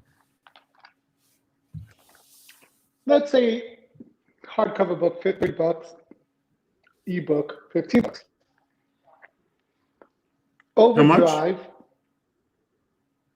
the ebook $15. The example we gave before, because ebooks are cheaper than hardcovers, or they're even cheaper than paperbacks. But as we just read, apparently Overdrive or the libraries, they pay more. They pay even more than the consumer. Yes, that's true. Consumers pay on the ebooks. Libraries buy a certain amount of ebooks. Usually, when I go on Overdrive, it's no more than 10 copies. Okay. So where we're flying blind here, we don't know how much the libraries are paying, and we don't know, what the difference would be, and so we're just making our best guess, Yeah, but I'd say usually it's like 3 to 5 or 10 copies on a book. The thing is, though, your person gets to borrow that book for 2 weeks, and that's it. That's out of those 10 copies, people can only borrow those 10 copies. There's a wait list on popular books, obviously. Obviously, if someone can afford an ebook, they'll just buy it if they don't want to go on a wait list, if they don't want to just wait, or if they want to keep the book, then they also buy it. So either way, it would work out the same. Where people you swayed me a little bit because I didn't think 10 copies would be so. I didn't there would be so few copies. Well, yeah. Yeah, it's only going to be 10 copies if the book is wildly popular. And then, Really? and then in that case, you would have to wait for months. Like Okay. 6 See, months. I thought it was going to be hundreds of copies. No, it's never 100. It's at most 10. Okay. All right. So now you pulled me a little bit your side. And on top of this, what about the days before ebooks? Were publishers and the authors worried about losing money for books bought for the libraries? I worry more about the author than anybody else. Just like, remember how the music artists used to complain about that? I think of it the same way.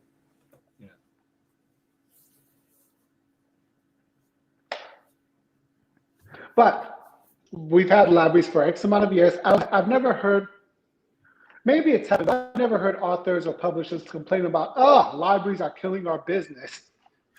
Yeah, but the libraries paid a lot of money for those hardcover books, so they probably made money there, is my guess. They're not going to make so much money with ebooks. I'm just giving you the other side of the argument. But like I say, we don't really know what the pricing. Maybe they don't make so much Involved out of ebooks because Amazon is too busy taking its cut from the publisher side. that is, I have to admit, that is possible. That's possible. But now I'll give you an example of a friend of mine wrote a really good book 2 years ago called 21 Days of Love. And I ended up buying an ebook, and he's just one guy. And they made an ebook out of it. So I would think most books, can be made or are made into ebooks. I'm not sure, though. Yeah, you can publish yourself on Amazon, which is kind of cool. Yeah, that's what he did,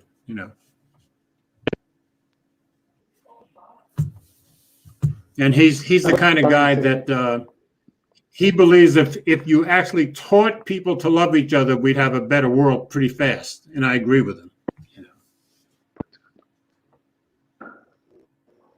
To buy multiple books to write one stinking report is kind of off. But you don't actually buy multiple books. Well, what I usually you just buy one book for a report. Yeah. I mean, even when I was in school, if I had a report to do, it was always one book, multiple books.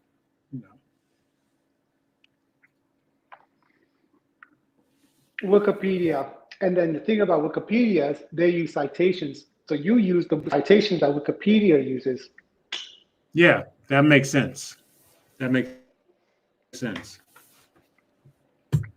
You just remember to write it in your own words, moving, guys. And Brian is saying it depends on the assignment. Yes, if you're doing a book. Of course, I was in school many, many years ago. In the old days, it was just you were going to do a report, you did it on one book. Maybe that's changed. That's called a book report, George. Oh no, I've done essays. Book reports are just reports on that one book. Well, he said one stinking report. A book report would count as a stinking report. And we don't need no stinking badges. Okay. All right, I'm going for the next story. Oh, thanks, George. Yeah, go ahead.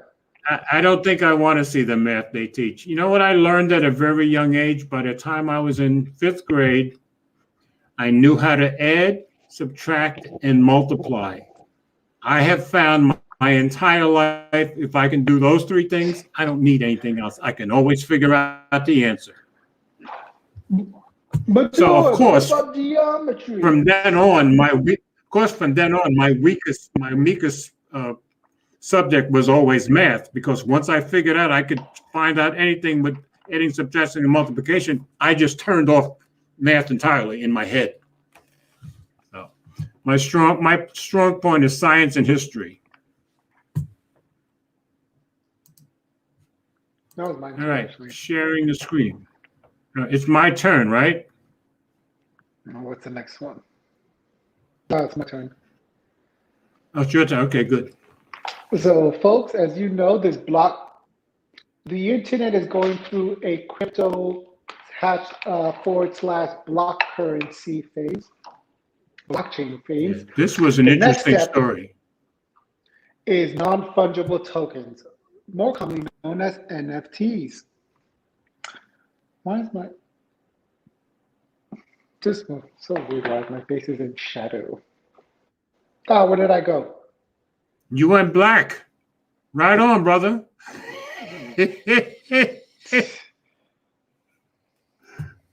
Come on. Come on back. Ah, I lost camera. We'll wait.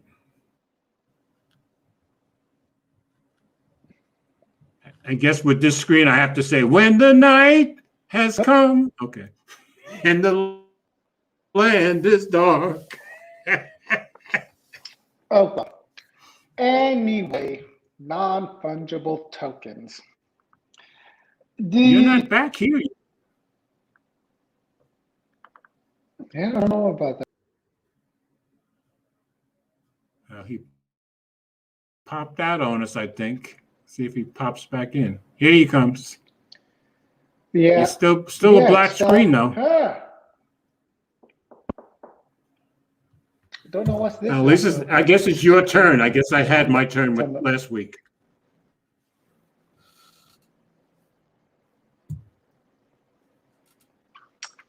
Nope. Sorry, guys. Looks like we're going to have to go dark for the rest of the show. All right. Well, at least I have it on screen so you can read it.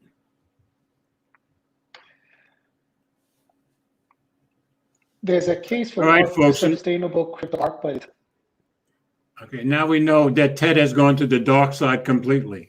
Okay. hold on. What's Brian saying? I agree with George. They now say you must show how you got the answers in 2 to 3 ways. I felt like,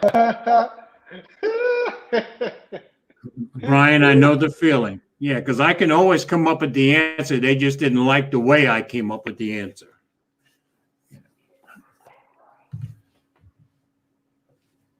I told them I use the force. Auction House Christie just sold his first purely digital piece of art for a whopping $69 million. That's a lot of money. For that price, the buyer got a digital file of a collage of 5,000 images and a complex legacy of greenhouse gas emissions. Individual pieces of crypto art are non-fungible tokens, more commonly known as NFTs, are at least partially responsible for the millions of tons of planet-heating carbon dioxide emissions generated by the cryptocurrencies used to buy and sell them. Some artists, including those who already benefited from the craze, think it's a problem that can be easily solved. Others think the proposed solutions are a pipe dream.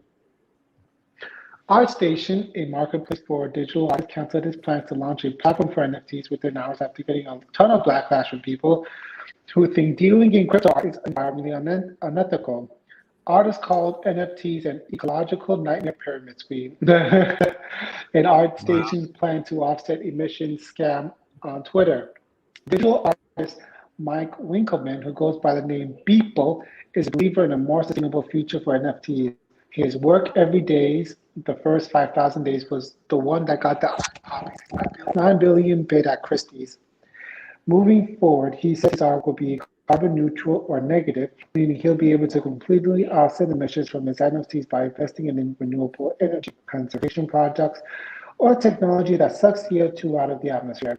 I think you're going to see a lot of artists do the same, People tell The Verge. But for now, there are still greenhouse gases emissions associated with his NFTs. It costs about $5,000 to offset emissions for one of his collections, he says. From one of his collections. Well, you know, with 69 million, he can take care of that. The dirty world of NFTs. Ted, I have a question. Now, if you're generating a lot of greenhouse gas emissions, yes, you're willing to pay for it, but But those emissions are still being generated whether you pay for it or not. Am I right or am I wrong? Well, I assume what he meant by pay for them was, he offset them by, I know, planting a tree or But you using still some technology to suck the carbon out the air. produce the initial emissions no matter what you do. Am I wrong? No, you're right. It's just you pay to try to offset it. Okay, all right. I just thought I was maybe misunderstanding it. Oh yeah, it's a more of an argument for not putting the emission out in the first place. But what are you gonna Exactly. do? Leave a buck on the table? Okay. Yeah, well, that's true. That's true. I guess what I'm saying is I think there are times when even I would leave a buck on the table, but that's just me. You would leave $69 million on the table, George? You have to keep in mind you're talking to a guy who has said his whole life he never wanted to be rich, and I still say that, so I might. You think $69 million is rich? You can blow that in New York, just buy a coffee. Yes, yeah. And salmon bagels. To me, $69 million is rich. Maybe not to you, That's just enough to buy a Peak Design camera bag, a Leica camera, and a few lenses. Well, that's true. That's true.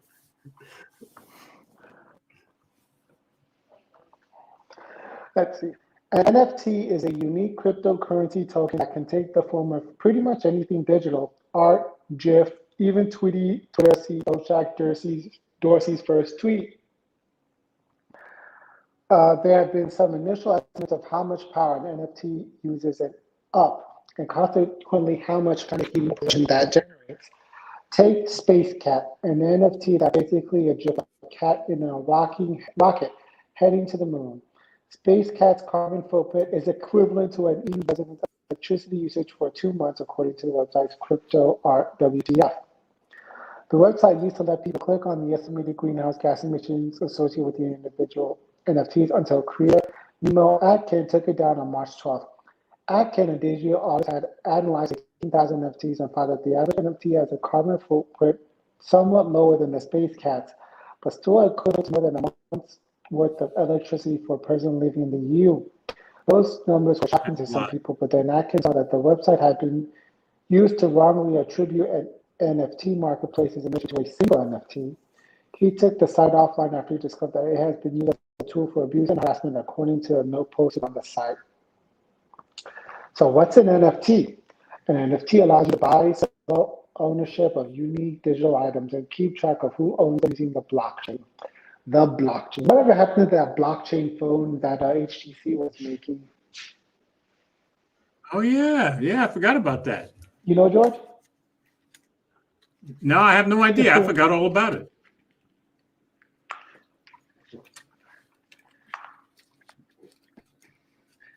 NFTs have been an NFT can either be one of a kind, like a real life painting, or a one copy of many, like trading cards, but the blockchain keeps track of who has ownership of the file.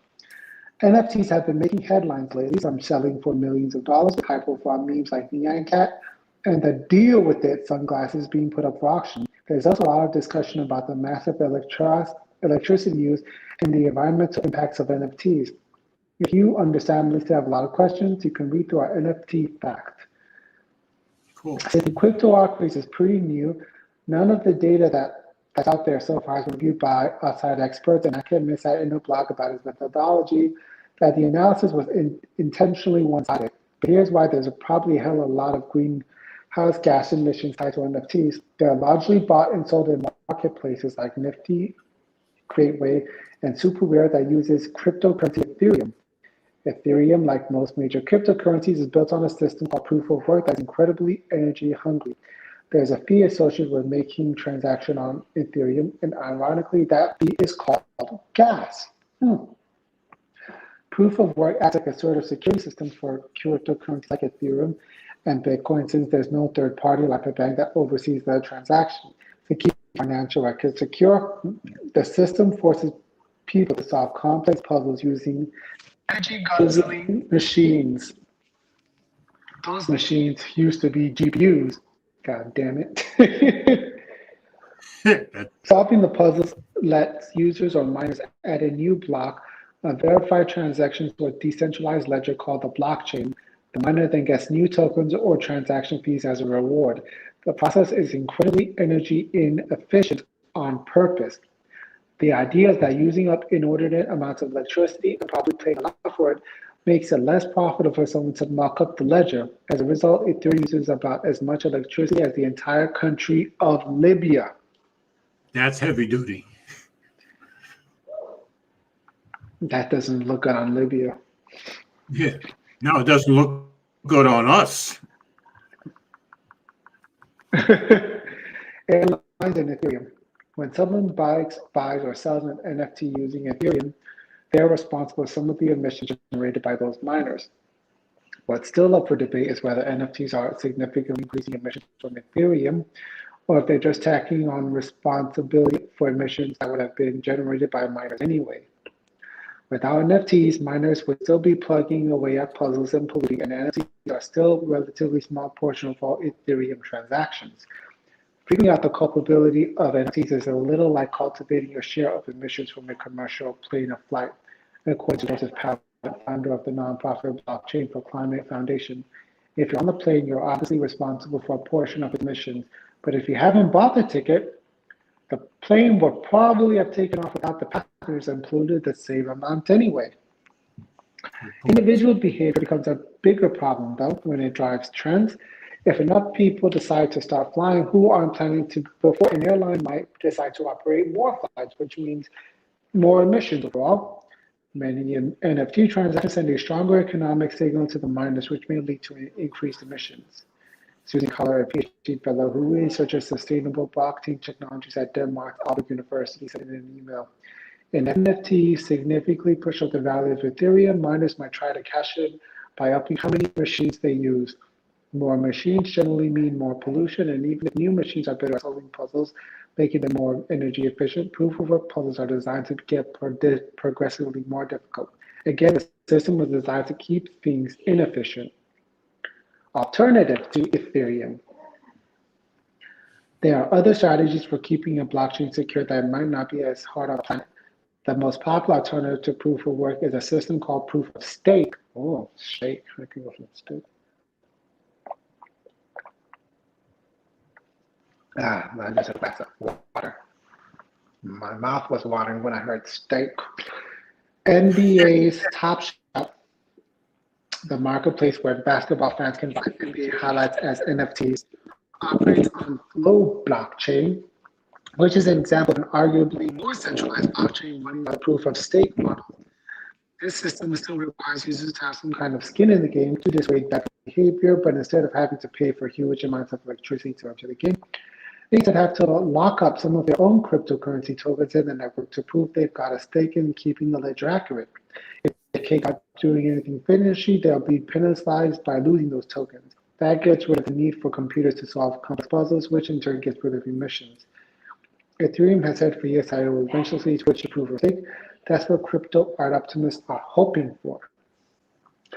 That would essentially mean that Ethereum's electricity consumption will literally over a day or overnight drop to almost zero. The problem is that people have been waiting for years for Ethereum to make the change, and some are skeptical that it ever will. First, Ethereum will have to convince everyone that proof of stake is the way to go, otherwise the whole system could collapse. If not everyone agrees to the change, we're going to be in a situation where the network just falls apart. It can literally break into multiple chains. Not everyone runs the same software. That's the downside of trying to upgrade public blockchains like Ethereum. Private blockchains do exist. Some, like Flow, are completely devoted to NFT transactions, allowing them to sidestep some of the issues with cryptocurrencies like Ethereum. But those kinds of blockchains move away from the cryptocurrencies we're supposed to do in the first place, which is create a decentralized network where everyone can make transactions without the oversight of a single institution. There are other ways to bring down emissions from NFTs and keep a more decentralized proof of work network. One potential solution is to build out another layer on top of the existing blockchain. Working on this second layer can save energy because transactions happen off-chain. away from energy-intensive proof-of-work process. For example, two people who want to trade NFTs might open up their own channel. On the second or they can make a virtually unlimited number of transactions. Once they're done doing business, they can settle up the net result of their transactions back on the blockchain, where it can be added to the verified ledger by the proof-of-work process. You're essentially bundling or netting a whole bunch of transactions to just a few that need to take place on the efficient blockchain, which ultimately saves energy. The Bitcoin Lightning Network launched in 2018 as another example of second layer. There's the most straightforward solution to the emission problem of NFTs, and that's clean energy. If a cryptocurrency machine runs on clean energy, emissions go down. This is starting to happen, but there's still not a clear picture of how much cryptocurrencies are mined using renewables. For Bitcoin in particular, for which there's most research, the estimates vary wildly from 35 to 80%. Some experts like DeVries have argued that relying on renewable energy isn't a perfect solution to proof of work cryptocurrencies either. If mining or tokens continues to extremely energy intensive, it will continue to put pressure on electricity. That's exactly the need of renewable energy that could otherwise go towards something arguably more important, like heating or lighting homes. Here. Leaner, greener NFTs. While people try to hash out the kinks on all these proposed solutions, the climate crisis could grow more dire every day. Against the very real backdrop of climate-related disaster, there will still be people who refuse to participate at all and assume that it is inherently harmful and environmentally destructive. On the now defunct page of Crypto Art, TF, a note points readers to GitHub pages and essays that guide people through carbon print calculations and current thinking on the topic. Crypto art is a tiny part of global emissions. Our actions in this space is a reflection of the mindset that we need in our efforts for large-scale systematic change. All the potential fixes to the climate pollution problem of NFTs are in the works to varying degrees, but they haven't been widely adopted yet. Still, a lot of artists and even some environmentalists are optimistic about crypto art. I think in the next year and a half, emissions will be a non-issue.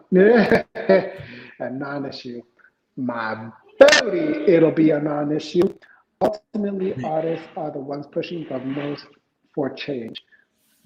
If marketplaces for NFTs don't start to meet their demands, artists could start mining their own NFTs on marketplaces using cleaner cryptocurrencies. There's already an artist-led effort to raise money to reward people who can figure out new ways to make crypto art more sustainable. Anyone who wants to support those artists by buying their work can migrate along with them to less polluting platforms, or maybe just buy a physical copy of their work. Okay. Yeah, I got three things. Three things for me. Yeah, go ahead. Number one, it sounds like nobody's exactly sure of how much is getting generated in this process. Number two, I think they did a pretty good job of explaining the proof of stake. I think proof of stake is the much cleaner way to go, but I think this article did a really lousy job of explaining Ethereum. Yeah, never. This is the first time I'm hearing about proof of stake. Yeah, proof of stake just sounds a lot cleaner to me. Apparently, people, in order to create a proof of stake chain, people have to give up some tokens. Yeah, but exactly. And I kind of like that because that where they're showing they actually have a stake in it. I like that idea. Yeah. But then you must wonder, how are the players going to get more stakes? I mean, how are they going to get more tokens? Well, it sounds like you can go buy them with some regular cryptocurrency. Oh, okay. I thought the tokens was the cryptocurrency, though. No, it's like a cryptocurrency, but it's not the same as a cryptocurrency because it's not money. It's just a thing. It's a virtual thing, but it's not money. Yeah, we're all just wrapping our heads around this stuff. This is like my third story reading about NFT, so I think I'm starting to get the idea. Anyway, all this has been like everyone's giving Ethereum flack, but this has all been done with Bitcoin. Yeah. Like, All right. Now it is almost 5 to 10. Do you want to go to glowing rectangles? Yeah, but yeah, Because I already did the last two stories. All right. I'm Oh, pulling good. up glowing rectangles now. Okay. And I'm Yeah. sharing the screen now. So now you're in charge. I was There's- remember when Bitcoin, like you couldn't find it because everybody was using them to mine for Bitcoin. No. Oh yeah, that was the No. thing. No. It was a horrible thing. Because Bitcoin was using You're in control of the share now. Yeah, I'm talking about the Bitcoin, the problem Bitcoin created. Okay. Sorry. I was saying that Bitcoin was using the same proof of thing, and people. Oh, they were. Okay. Yeah, and so to mine to get more Bitcoin, people would use really good GPUs, and Right. as a result, like when they were done mining all the Bitcoin they could from that GPU, they'll put the GPU on eBay, and that GPU would be trash. So because of that, Okay. people that before they buy a GPU, they're like, "Hey, did you use cryptocurrency to mine cryptocurrency?" It's gotten big now that you can't even use it anyway. Like for Bitcoin though, Bitcoin is nearing the end of how much Oh, you yeah. can It's mine. huge. You can't actually. I don't think you can. It's almost like it's really, really exponentially hard to mine Bitcoin. The energy that you need to mine And Bitcoin Bitcoin is now, getting awfully expensive too. but the energy you would need to Bitcoin would be like a factory. You'd have to have a factory to mine that. Okay. Oh I yeah, get you, Renz. I understand. there we Okay. go. Now we're on Ted's topic. All right, let me know where to go. Should I hit the top thing? Yeah, hit the top thing, please. Okay, got it. Thank you. So showing camera, I'm feasting on some good cheeses. Wow. Oh, look, Gadget Bite is on top today. Guys, 40. Wow. I've not seen that number in a while. Okay.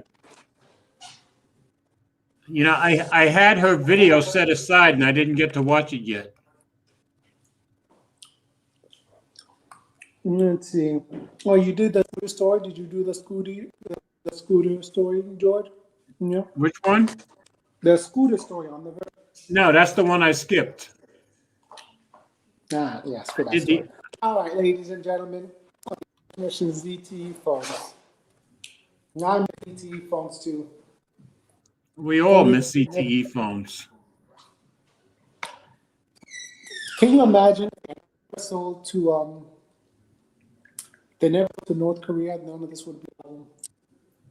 Yeah, well, yes. The only person who's doing ZTE phones that I can see is Jay Will. Okay. So, ladies and gentlemen, do you have a store? People in the comments, viewers, do you know a tech story that would be interested by other tech enthusiasts like yourself? Or why don't you just go over to reddit.com/glowing rectangles. Glowing Rectangles is a subreddit that's for tech enthusiasts, run by tech enthusiasts, created by Juan Bagnell. And what is that? That's my watch. I didn't turn it off. Yeah. If you see a great tech story or you want to share a great story, share it with your friends at rectangles or reddit.com or glowingrectangles.com. Forget about that .com part. But top story today is that Gadget Bite with the Galaxy A52 first impressions. Yep. I don't really give a damn, so scroll down. What's the next one down? Oh, Verizon 5G solutions. That seems like Oh, that's from that's from Tech Valor. Good for her. She shared the story. It's from Oh, Sneed. she's. Oh, okay, Sneed. Okay. Scroll Yeah, there's down. something about that guy that I don't know. I just can't get into him. What is it? His enthusiasm about cell networks and carriers. No, I just think he gets too. He's too wordy sometimes, and he goes on and on sometimes. You know what I mean? To be honest, I'm describing. I haven't watched. Yeah, I used to watch him pretty regularly, but let's say like Flossie can go on forever. But Flossie is interesting when he goes on forever. This guy to me is not. He's like the professor, that just drones on like that. Yeah, something like that. Yes. Yes. Yeah, I don't watch because I'm sorry that I don't because I'm not that interested in cell networks. Yeah, yeah. He knows an awful lot about networks. But let's go to the third. That brand loyalty among Pixel users has dropped 18% Okay. from 84%. Jesus, that's a drop. Oh, never mind. It dropped from 4% to 5%. Okay, that's the story. Okay. And I would bet you it's Samsung phones that are causing it, I'm guessing. No, what's happening is Jerome hasn't been doing his show for the past few months. And Okay. Okay, that could be too, I guess. and you know what's also probably happened? The very fact that Google But did put out a smartphone with the A65 processor too. That probably also played a part in it. that could have something to do with it. I just think because these are the best Samsung phones ever made, I think they made an impact. Well, ladies and gentlemen, that's the stories. I hope you enjoyed them. Oh, did you go over about the Google Incognito tracking? Yes. Damn. Yes, I did both of those. Of course you did those. Yeah, those are the ones I did while you were gone. Yeah. Yeah, those were supposed to be the prime time story, George. I was going to save those for last. No, well, I did. I felt guilty doing the camera stuff when you weren't there.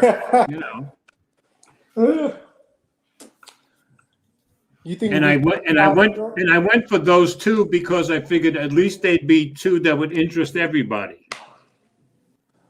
Yeah, see, Brian makes a point. Flossie takes a long time, but he keeps it simple. That's true.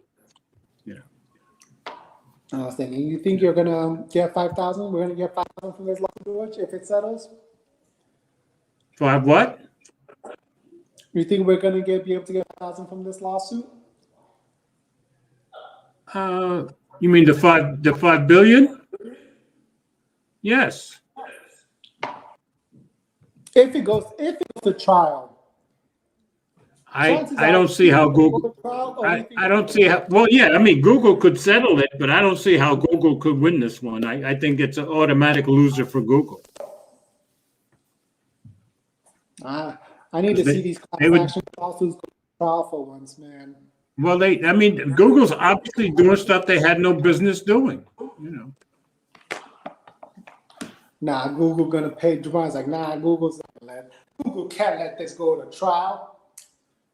Well, they might not, but I think they'll have to pay enough to make it worth the while of people. We need trials. We need these class action lawsuits to get to trial. Because when there's that means there's T. And you know that the vast majority of the time they're going to pay it off so it doesn't go to trial. You know that.